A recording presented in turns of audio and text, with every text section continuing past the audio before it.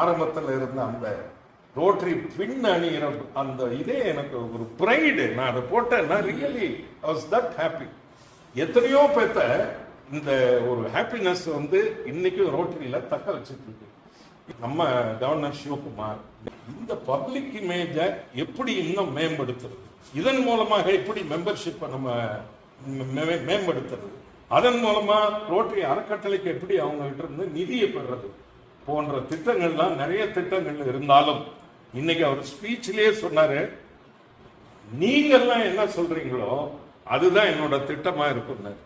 தான் சொல்றத நம்மளை செய்ய சொல்ல, நீங்க சொல்றத நாம இன்னைக்கு டிஸ்கஸ் பண்ணி அதை உங்க ரெஸ்பெக்டிவ் கிளப்புக்கு கொண்டு போனீங்கன்னா நிச்சயமா இந்த ஆண்டு பப்ளிக் இமேஜ்ல ஒரு மிகப்பெரிய அவார்டு நம்ம டிஸ்ட்ரிக்டும் வாங்கணும், நம்ம இருக்கிற எல்லா கிளப்ஸும் வாங்கணும் வேண்டி